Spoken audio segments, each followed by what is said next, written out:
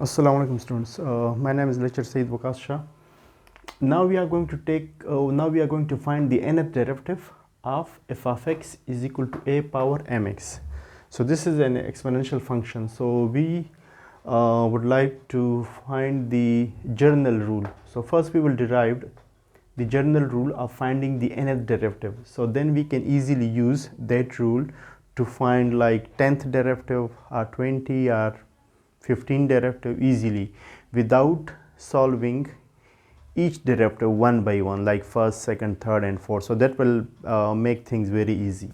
So first we will have to find the first derivative of this function.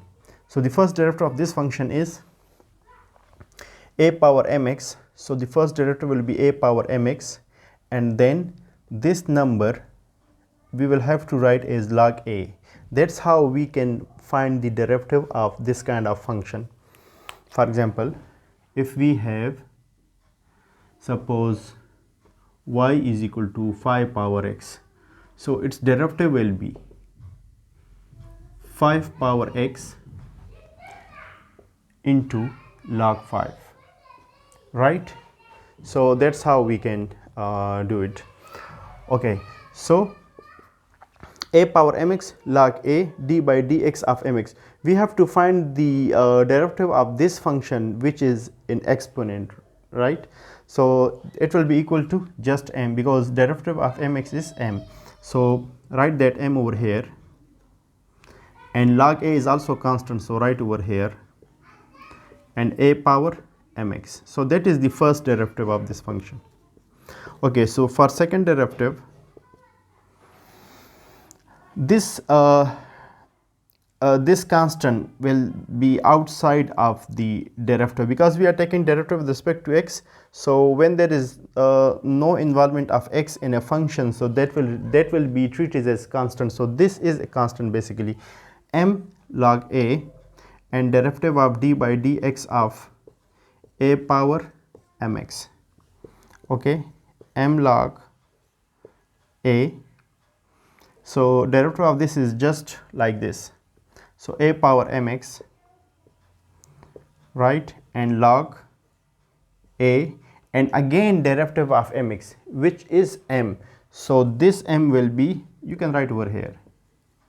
Okay, so combine this m with this and log a with log a. So it will be m square log a square and a power mx. So now we can easily find a pattern in this derivative.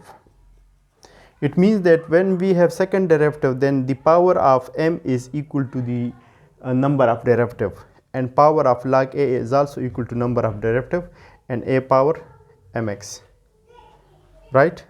So it will keep going. Then the nth derivative of this will be m power n log a power n a power mx, right? That is the nth derivative of this function. Okay, so now if a is equal to e,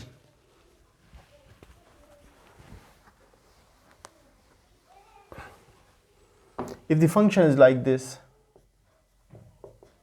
e power mx, so that will make things more easy. The first derivative will be e power mx, and derivative of mx is m, and we don't have to write that log a, because that will be, we will have to write like this ln e, right? And then derivative of mx is m, but ln e is already equal to 1, so we don't have to write it. That is equal to 1. Okay, so the first derivative will become m e power mx. The second derivative will become m e power mx, and again taking derivative of mx will give us m, so that m will be combined with this m, so it will be m square. Similarly, third derivative will be m cube e power mx. and nth derivative will be mn e power mx. That's quite easy, right? If there is still any question, you can ask me.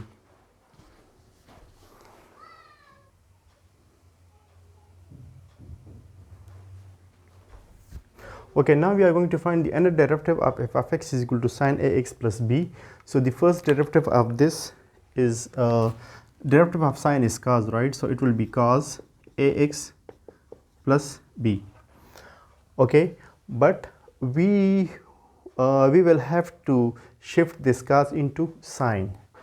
And one more thing, we will have to take derivative of ax plus b because first we have taken the derivative of this trigonometric function sine, and then we will take the derivative of inside this function ax plus b. So derivative of this inside function ax plus b is a. Okay, so write that a over here. A cos ax plus b, but we will have to change this cos into sine, and that will be a sine ax plus b plus pi by 2. We have a formula over here which is cos theta is equal to sine theta plus pi by 2, right? That is the formula we are going to use over here. So we shifted cos into sine by adding pi by 2 with the theta. Okay, so now we will take derivative of this. So which is equal to second derivative of this is a cos ax plus b plus pi by 2, and taking derivative of this will give us one more a, so that a will be combined with this a, so that will become a square. And again we have to shift this cos into sine, so using the same thing, which will make this function equal to a square sine ax plus b. And since we are shifting cos into sine, so we will add one more pi by 2, so we will have 2 pi by 2, right? Okay, so the third will be, this power will be increased by 1, so it will be a cube, and sine will become cos by taking derivative, so ax plus b plus 2 pi by 2. Again using the same technique, shifting cos into sine, so we will add one more pi by 2, so that will make it 3 pi by 2. So it will be a cube cos ax plus b plus 3 pi by 2. So now we can we have to write sine since we shifted it from cos into sine. So we can make a pattern over here. Since we have third derivative, so we have third power of a. Okay, third derivative 3 pi by 2. Okay, the remaining things stay the same. Okay, so the nth derivative f n x is equal to a power n sine ax plus b plus n pi by 2, n pi by 2, yeah. So if we have a function which is of this kind, and we are asked to find 10, 15 or 20th derivative, so just we have to put value over here, and we don't have to go through all this process. So that formula is very useful. Okay, similarly, if we want to find the nth derivative of cos ax plus b, so that will be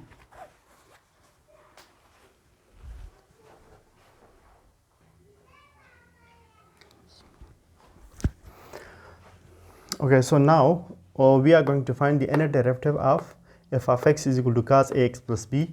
So the pattern will be same, just like nth derivative of sine ax plus b. So first derivative will be minus sine, since derivative of cos is minus sine, right? So minus sine ax plus b, and derivative of this function will give us a, right? So it will be minus a sine ax plus b. okay, but we have to stick to cos, right? So we have to shift this sign into cos, and we have this formula: sin theta is equal to minus cos theta plus pi by 2. So just increase theta by pi by 2 and put one negative sign, right? So that's how we can use this formula. So that will be equal to minus a, and sine will give us minus cos ax plus b plus pi by 2. Okay, so since we have two negatives, it will be positive. So a cos ax plus b plus pi by 2, right?